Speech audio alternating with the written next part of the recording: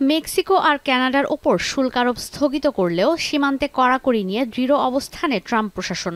চুক্তি অনুযায়ী অনুপ্রবেশ ঠেকাতে যুক্তরাষ্ট্র সীমান্তে শত শত সেনা মোতায়েন করেছে মেক্সিকো। একই সঙ্গে অনুপ্রবেশ, মাদক আর চোরাচালানের হটস্পট হিসেবে পরিচিত সীমান্ত এলাকাগুলোতে নিরাপত্তা জোরদার করা হয়েছে। মেক্সিকোর আমদানি পণ্যে 25% শুল্ক আরোপের সিদ্ধান্ত স্থগিত করার শর্তে সীমান্তে 10,000 সেনা মোতায়েনের চুক্তি হয়েছে। এর মধ্যেই লস অ্যাঞ্জেলেসে ট্রাম্পের অভিবাসন নীতির বিরুদ্ধে বিক্ষোভ করছেন অভিবাসীরা। ডে উইদাউট ইমিগ্রেন্টস শিরোনামের এই আন্দোলনে তাদের হাতে ছিল মেক্সিকো, গুয়াতেমালা আর এল সালভাদোরের পতাকা। রাস্তা আটকে দেওয়ায় এ সময় বিক্ষোভকারীদের ছত্রভঙ্গ করে দেয় পুলিশ।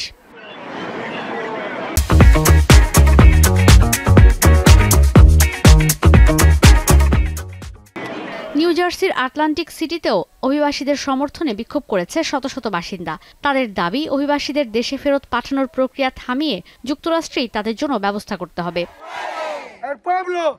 অভিবাসীরাই যুক্তরাষ্ট্রকে তৈরি করেছে দাবি করে ডে উইদাউট ইমিগ্রেন্টস আন্দোলনে শিকাগোর ট্রাম্প টাওয়ারের সামনেও বিক্ষোভ হয়েছে। তারা বলছেন যুক্তরাষ্ট্রের কোনো খাতই পুরোপুরি অভিবাসীদের বাইরে নয়।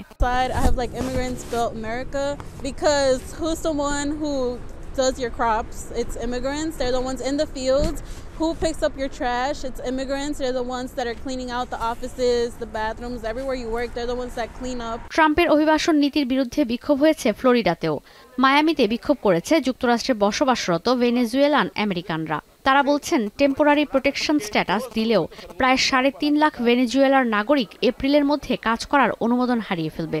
We're here standing united with the Venezuelan population in the United States, basically, to support them in their efforts to reverse this issue. Nos sentimos traicionados, nos sentimos burlados y usados. Y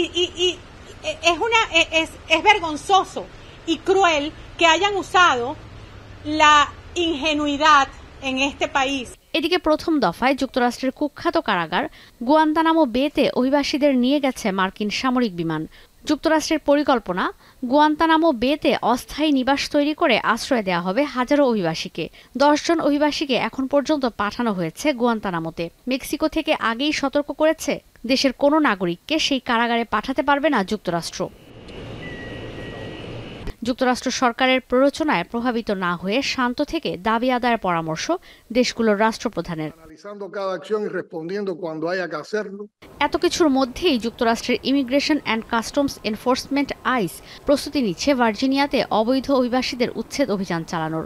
Donald Trump white হাউসের দায়িত্ব নেওয়ার পর থেকে এখন পর্যন্ত দৈনিক 900 থেকে 1200 অভিবাসীকে আটক করছে আইস।